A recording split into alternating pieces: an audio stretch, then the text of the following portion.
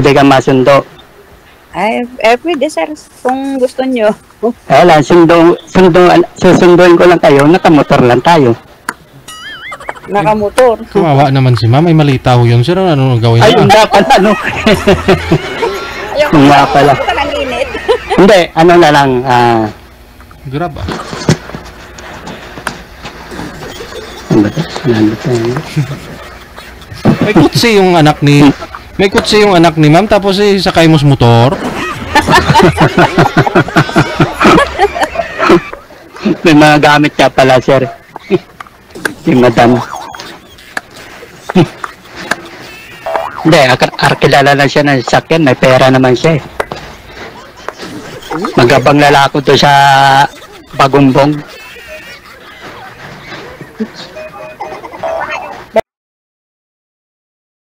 Linda, taga saan po kayo? Anong province po? Province? Bulacan. Taga Bulacan. Dito na ako sa Caloocan. Caloocan? Saan Caloocan dyan? Dito po sa Bagong Silang. Dyan kami din, Caloocan yung barangay. Bawal yatang magsabi dito ng ano eh. Yun nga eh. Hindi kaya nga ako eh. Saan po Pero kayo? sinabi ko na rin. Bagong Silang kayo sir. Ikaw ma'am, saan po kayo? Sa Bulacan? Opo, nakatira kami dyan, Sir DJ. Saan sa Bulacan? Bulacan, yung Caloocan 171 barangay yun. Hindi Bulacan yun. Ay, ganun. Caloocan. Ay, Caloocan. Okay. 171? Opo. Opo, sir. Hindi, Caloocan po yun. Caloocan yun. Ako nga, 176 eh. Malapit lang. Magkakalapit na magtabla tayo. Oo. Oo. Tapos dito lang pala kayo sa lugar natin. Anong bansa po kayo? Nandito ako sa Hong Kong ngayon. Matagal na po kayo dyan? Medyo. Bakit medyo? Oo, kasi mag 2 years pa lang. 2 years. Ilan po anak nyo? Isa lang. Ako 6 na. Pero malalaki naman siguro. Ay, malaki na. Bunso ko, 23 na yung edad niya eh. Ako naman 33, babae. Ano edad nung pala? 30, ako? Oo. 56. 56? Oo, kayo. Malapit ka tayo eh. 59. Walang ano yan. Pagdating ng pag-ibig na sabi nga nila. Ano ka pinagdalo? Separated or what, sir? Ito man? Asan niyo po yung ex-wife niyo, sir? Ay, wala na po. Ay, patay na rin? Mag 4 years na. Maulan po ba dyan sa inyo, sir? Maulan po ba ngayon sa Bagong Silang? Opo, sir. Caloocan. Ganun. Ano pong trabaho niyo dyan? Ano lang, DH. Tagapahay. Kaya 2 years pa lang ka dyan? Oo, 2 years lang ang kontrata namin dito. So, anong buwan ang uwi nyo? Anong taon? Ganun. Ay, matatapos ako ng next year. March. Ay, ito. Oo, katapusan ng March 5 yan kasi yung ko. Isa. Ay, ganda dito sa 17, 17. Alam niyo na doon sa Amaril, Tamarin yata, Tamarin. Maralay Tahulo ba yun? Hindi ako masyado, yung anak ko kasi ang lagi dyan. Ay, bakit hindi niyo alam? Sakop 171 sakop ng San Jose del Monte po yun, ma'am. Malapit sa Muson siguro, yung ibig mo sabihin. Malapit kami sa SM North, Sir TJ. SM North? Torbio? Opo. SM North? Opo. SM North? Hindi. SM North po, sir. SM North naman pinupuntahan namin ng anak ko. Hindi ko alam kasi pag lumalabas kami, sinasakay ako ng anak ko kaya. Malapit lang po, ma'am. Mga ilang minuto po biyahe niyo papunta ng SM North? Mga ano lang siguro yan, Sir JJ, 20 minutes or 15 minutes lang. Kasi, oo, may sasakyan kasi yung anak ko, kaya hindi ko po alam. Saan po dumadaan? Sa NLEX po ba? O EDSA. Commonwealth? Kung minsan sa NLEX, ganun. Okay. So, bali, ano po kayo? Sakop ng San Jose del Monte. Marilao po kayo dumadaan nun. May 171 po kasi yung San Jose del Monte, Bulacan eh. Maralita kasi yung ano namin, yung ano nila. Yun. Naririnig ko naman yung Maralita. Maralita. Maralita Hulo. Bulacan. Bulacan. Opo. Pero ang ano namin, munisipyo namin na pinupuntahan yung, ayun nga, Caloocan 171 Barangay. 171. Bulacan talaga. 171, dito na yun. Caloocan yun. Oo. Opo, ganun. Magkakalapit na naman pala tayo. 176 na siya ako. Opo. Dito sa may ano ako, kaliwa. Oo. So, Paano pinagkakabalahan nyo araw-araw ngayon? so sa ngayon, driver po ako ng bus. So, nag-a-apply naman ako panibago, biyaheng probinsya. I see. Bus na dyan lang sa Maynila? Ganun? Dati po, dito po ako naglilinya sa may EDSA. Aircon yun dyan. Kung nakikita mo yung Jeros Lucky 7. Siguro nga. Kasi nga pag lumalabas nga kami, kasama. Driver ako dyan. Kaya wala akong alam. Pero sa ngayon, wala na. Nag-apply naman ako panibago sa provincial. Sweet. Malapit yan sa bahay nyo, ganun. Yan. Anong pinagkakabalaan nyo ngayon yan? Andito nga ako sa Hong Kong. Hong Kong? Opo. Ilang taon na po kayo? 50 na? Ano pala? 56. 56? Opo.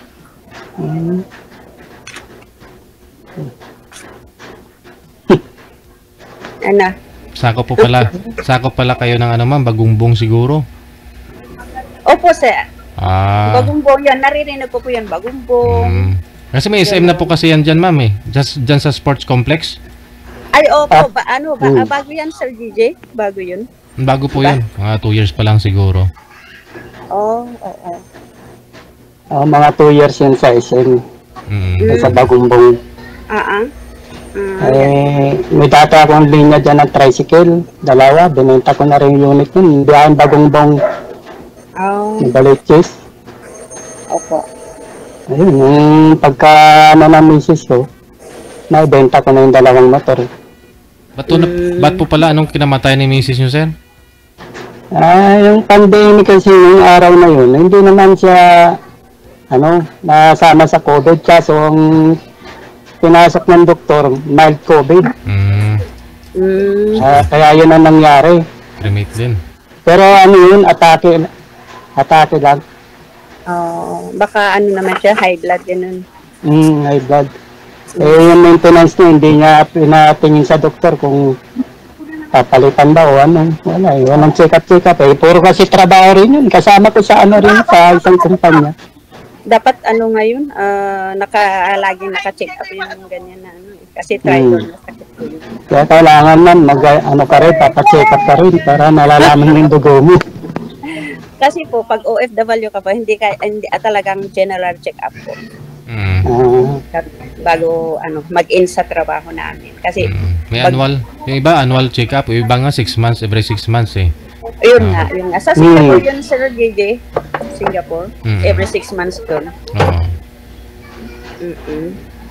Pero nung nag-work din ako sa Macau nun every month ako nagpapa-check up din nun.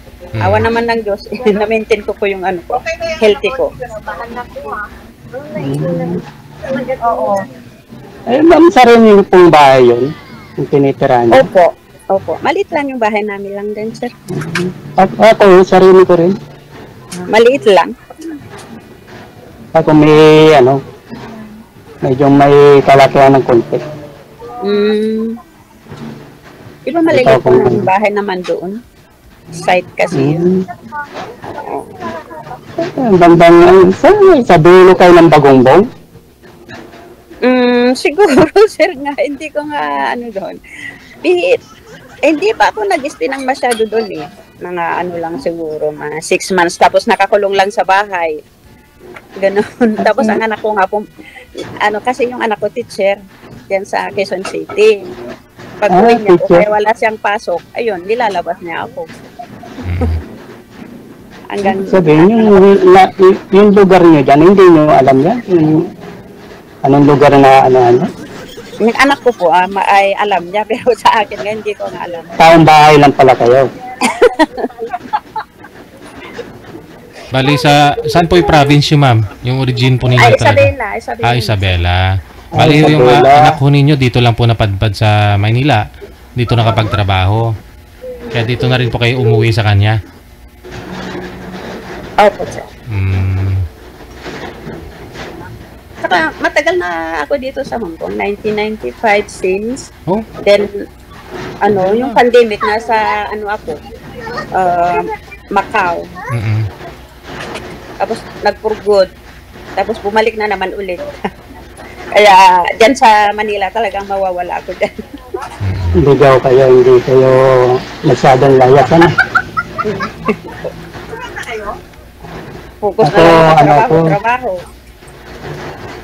probinsya ko, Quezon. Saan po ang probinsya yun, sir? Quezon. Sa Ginyangan.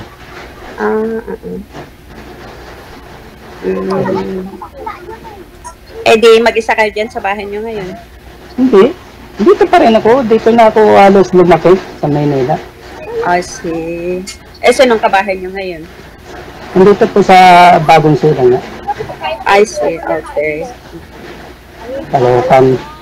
Yun, pag magbakasyon ka man, pag sakali ho, siguro mga, dalawang sakay pa siguro, no? Kasi papasukin kasi yung mga dalawang sakay ka, sir, pumapuntahan mo si ma'am. May motorsiklo ka naman, sir, no? Tricycle? Jeep? Malapit. Kung dyan sa sinasabi niyang Caloocan City, kasi basta dun sa Caloocan 171 barangay. Lapit na Nandiyan kayo nakapermis ngayon. Ay, dyan kayo umuwi. Opo. Dyan lang naman kami. Dyan lang naman talaga. Pero yung anak ko, dyan siya nakatira. Malapit nga lang eh. Kaya ko kayong iperindo, kaya ko kayo sunduin kung saan man kayong naroroon. Kasi, opo. Kasi ako mahilig ako mag-rider eh. Opo. Kaya, yung stand lang pala nga natin dito. Lugar mo. Opo. Anong wala nang. Ilan na po yung anak mo? Isa lang po, sir. Ay, isa lang. Opo, sir. Kaya saan yung asawa mo? Namatay na nga siya. Ilang years na po, ma'am? Hindi, pero hindi pa naman siya namatay. Hindi na maganda yung namin. Pagsasama namin hanggang sa namatay siya. Nung yata, yung April yata yun. Last April. Ano pinamatay mo? Alam niyo naman po ang lalaking alak. Ganun. Alam niyo naman yung mga bisyong alak, babae, ganun, dami na. Marami rin pala siya, no? No, po. Kaya nga ako napunta sa ibang bansa dahil sa mga bata. Kasi hindi ko maibigay yung magandang kinabukasan niya pag nandyan sa Pilipinas. Wala naman akong pinag-aralan. Oo nga. Kaya po ako nagpursiging mag-abroad. Ngayon, natapos naman na siya. So, pagka natay na asawa niyo, hindi pa naman natay asawa niyo, nandyan ako sa lugar niyo, sa bansa. Opo. Kasal po kayo, ma'am, ni Mr. po ninyo? Sir? Kasal po kayo? Opo, sir. Kasal po kami. Yung anak po ninyo, wala pa hong asawa ngayon? Wala pa. Wala pa, sir. Very good, no? Ilang taon na po yung anak ninyo? 33. Hello? Sir JJ. Hindi pa nag-asawa. Na-trauma yata sa tatay nga niya eh. Ay, Baka daw kagaya ko na ano. gagaya sa tatay niya yung mapapangasawa. O ugali, opo. Opo, Sir JJ. Nag-iisa lang po yung ano, no? Nag-iisa lang po siya. Bali, may kapatid siya pero namatay din, Sir JJ.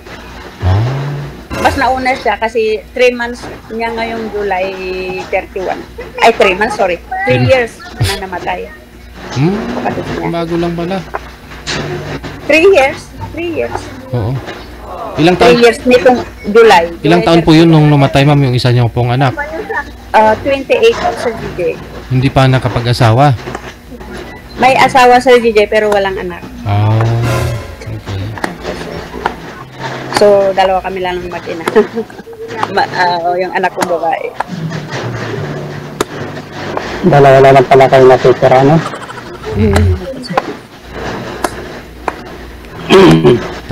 Tatlo na kayo, sir, pag sakali ho. Oo.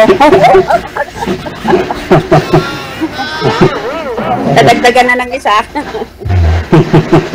Ay, kung gusto ba ni madam, kung gusto niya, wala nang problema. Kaya ako naman masipag na tao, wala naman tayong naurungan. Kaso, conforme na sa pag-uutos ng asawa. Marunong tayo gumawa sa bahay. Lahat ng gawain sa bahay. Itong bahay ko, ako lang gumagawa rito. Pagkakalpentero, magmason, welder. Pero ang ko talaga, pagmamani, skill ko. Para marami na tayo alam sa gawain bahay. Ay, yung mga anak niyo, sir, may mga asawa na rin po. Ano nga, bali nagtitira kong anak nga ng panganay tsaka yung bunso. Ang wala pang pamilya. Walang asawa. Sila po ba yung naririnig ko, sir, na mga maingay po dyan? Para may mga bata akong naririnig? Wala sir, sa baba yun. Ay, sa baba. Anong phase po ba kayo? Anong phase kayo dyan sa Bagong Silang? Phase 10. Ah, kaya medyo masikip-sikip. Marami din tao. Maingay nga po, sir. Sa baba sila lahat. Sa baba. Yung mga anak ko yun, mga Nga po. mga apo. Oo. Yung mga maingay yun, makukulit na apo ko. Kaya Kala ko nasa baba. kapitbahay mo. At least di ka boring Kala pa ko pala. nga sa inyo galing yung ingay na yun. Hindi tahimik po ako dito, sir. Pala sa akin. Oo, sa Kaya iyo. naririnig ko rin nga dito. Hindi ka rin pala nag-iisa dyan, sir. Marami ho kayong libangan, mga pumuan dyan. Opo sir. Ang mga apo ko. Minsan, dito kami sa kwarto ko, naglalaro kami. Ang kukulit. Ganun naman po ang kabata eh, makulit. Hmm. Pero masayang bahay pag may bata. Ganda na rin, kaysa naman yung nagsusulokan na wala kang mahirap din. Kasi para kang Mas maganda. tangahan, nakaupo lang na wala kang kausap eh. Oo, kaya mas maganda yung marami ka talagang Kundi yung TV na lang ang nasa harap mo.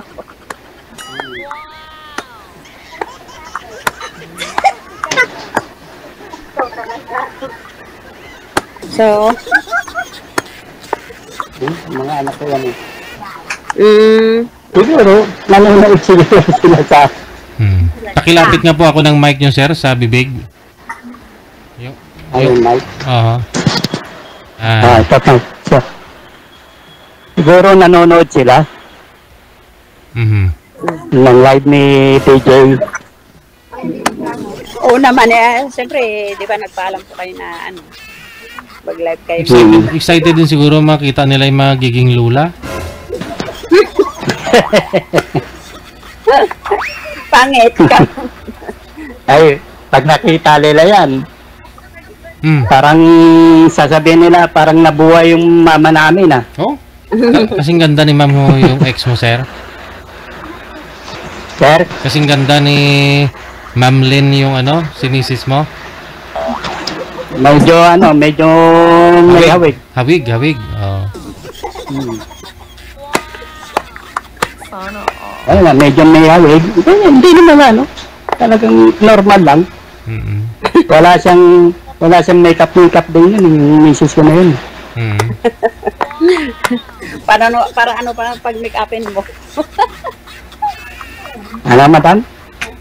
Hindi, ibig kong sabihin kasi gusto ko pa yung natural kasi. Oo.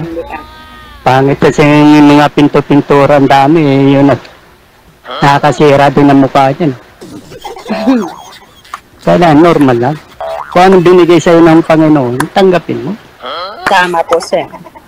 Hindi yung daming binabago mo sa katawan mo. Marami ka mamayang baser, sir. Marami yung mga nagmi-make up sa comment. Mayroon po kasi, may mga guest kasi tayo na nasanay na mag-make up bago matulog, ganun. Yung mga nagtatrabaho sa sa hotel. Oo. Yung gusto kong babae, simple lang, hindi naman yung masyadong maraming pintura. Alam ko, ayaw nyo pa nun, maganda siya. Diba? Ay, hindi mo nakukuha sa ganda yan. Kailangan yung pagkatao mo. Doon nyo kasi makikita ang tunay na ganda kung bagong ligo.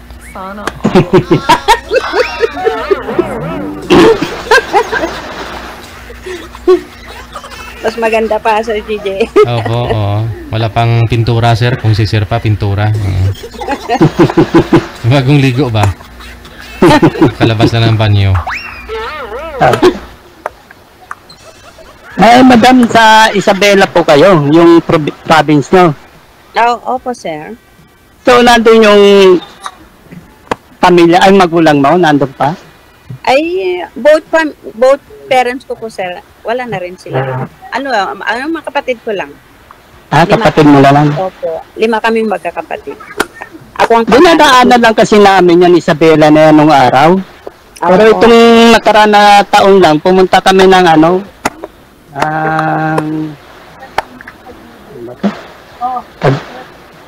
Isabela nga yun.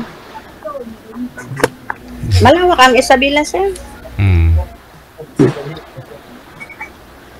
Alicia, basta malawak ang Isabela.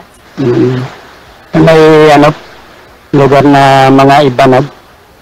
Opo. Ano salita nyo rin? Banag din. Hindi po, Ilocano po, sir. Ilocano na, no? Opo.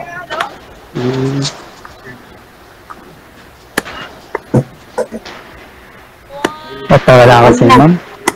Ha? Sir? Ang ganda nyo pala. Thank you, sir. Kailan pa ako kayo magpo-for good, ma'am? Magbabakasyon? Kahit magbabakasyon dito sa Pinas? Kung... May asawahin na. Tama, sir. Pag may asawahin na, yun, magpo-for good na. Pag wala pa dito, anong gagawin din? Bagay. Ako naman, pwede naman akong maghintay. Kailan ang uwi mo para masundo kita. Paano yun, sir? Pag ilang taon, 4 na taon, 5 taon, maghintay pa ba kayo? Uy, wala problema. Basta wag na tayo kuhain ni Lord. Pero malakas pa naman tayo. Tama po, sir.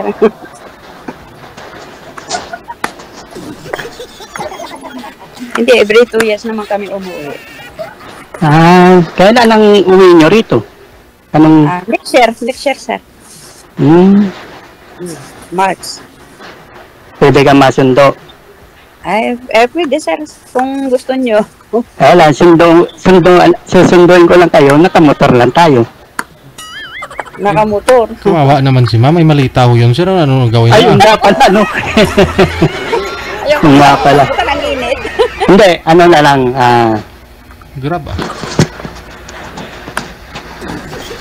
ba ito? Sinabit na yun. May kutsi yung anak ni... May kutsi yung anak ni ma'am, tapos sakay mo sa motor. May mga gamit niya pala, sir. Si madam. Hindi, arkilala lang siya ng sakyan. May pera naman siya eh. Magabang lalako to sa Bagumbong. Bagumbong pala kayo. Malapit lang naman doon. Hindi, Bagumbong ka. Ay, Ibig ko sabihin, pag uwi mo, magantay lalako doon sa Bagumbong. Oh. Hindi na sundo yun. Hindi na nga eh. Abang la lang eh. Oo, abang na lang. May mga gamit niya pala eh. So, hindi ko alam yung mga gamit pala. Kala ko. Ano lang.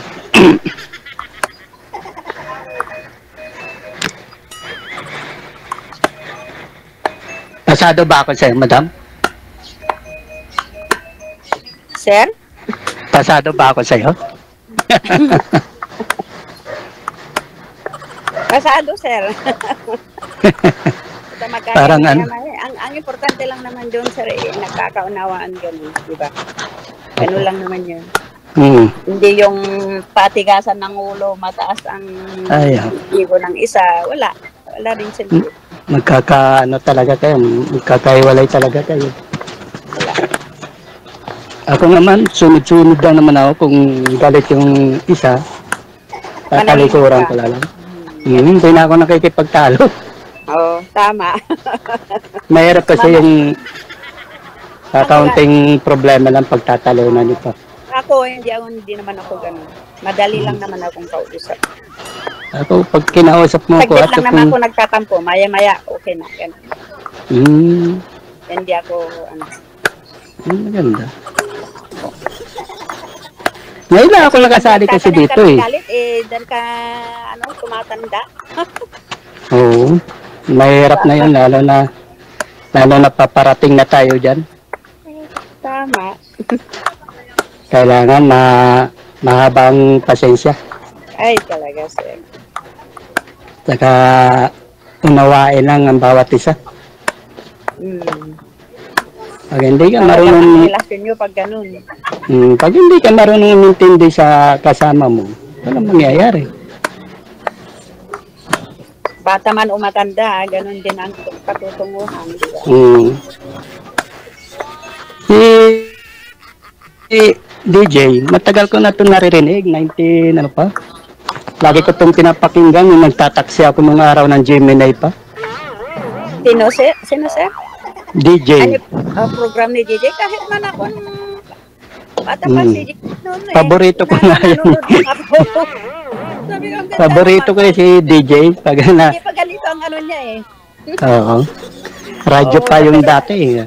Nakikinagaw sa radyo eh. Nag-improve naman na yung niya, program. Oo. Kaya ngayon lang ako na yung nagganito, nag-live. Nung wala na yung asawa ko. Na-enjoy nyo naman po. Kaysa naman yung mag-ano ko dyan sa baba. Pero marami naman ako ginagawa kasi rito eh.